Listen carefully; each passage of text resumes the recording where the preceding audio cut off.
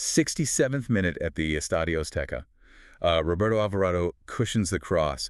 And you just see this 35-year-old Raúl Jiménez rise up to bury his first ever World Cup goal. It was unbelievable. Right. I mean, Mexico walks away 2-0 winners tonight, starting with that early Julian Quiñones strike in the 9th minute. But Jimenez breaking down in tears on the pitch is like the undisputed image of the tournament so far. Break down the weight of that moment for us. Well, you're literally watching a man banish his darkest ghosts on the biggest stage imaginable. I mean, we all remember 2020, right? The fractured skull. Yeah, terrifying. The very real fear that he might not just lose his career, but, his life. To endure that agonizing recovery, step onto home soil 6 years later, and score. The pound knee erection. Oh, the ovation he got when he was subbed off in the 76th minute wasn't just for a footballer. It was for a survivor. The sheer relief leaving his body was just palpable. Yeah, completely. But then the emotional high totally derailed into a disciplinary meltdown right after. I mean, 3 red cards in a World Cup opener. Absolute madness. Utter chaos.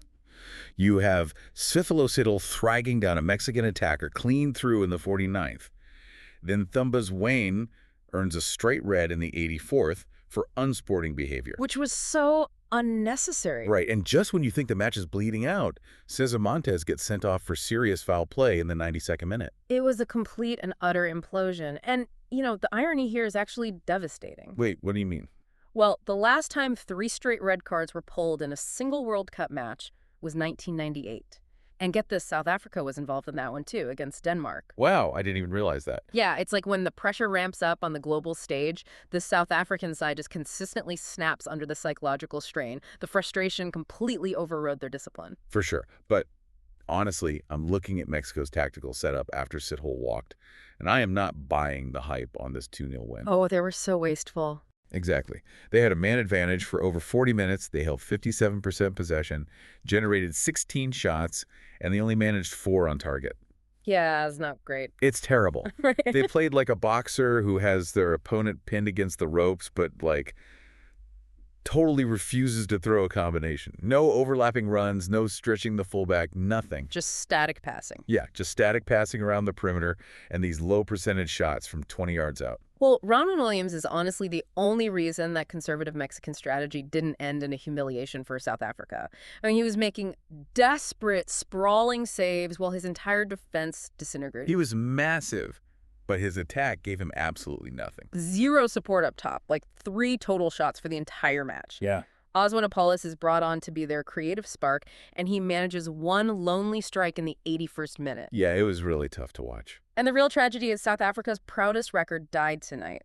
9 consecutive World Cup matches, never being blanked, and now that historic scoring streak is just gone. Which is wild. Yeah. But looking at Mexico, they're sitting top of Group A with 3 points, proving our pre-match predictions right, but the underlying metrics are really alarming. Very alarming. Looking ahead to June 18th in Guadalajara, you have to think about South Korea.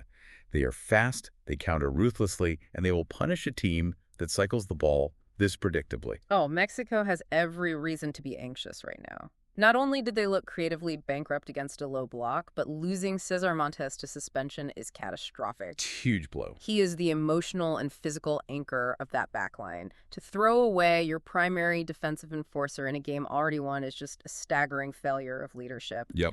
And meanwhile, South Africa has to face their next match with their spine ripped out. Sithole and Zwane are gone, and their confidence is in tatters. So true. Well, time for the final match ratings.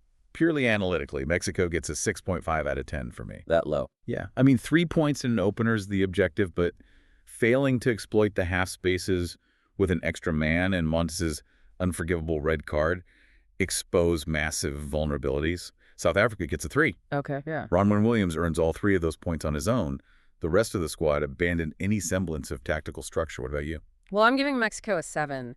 The momentum from that Jimenez goal will really galvanize that locker room and the home crowd, even with the tactical flaws. Fair point. And South Africa sits at a 2.5 for me. The lack of composure was heartbreaking to watch, and breaking that scoring streak is going to haunt them on the flight to their next fixture. Definitely.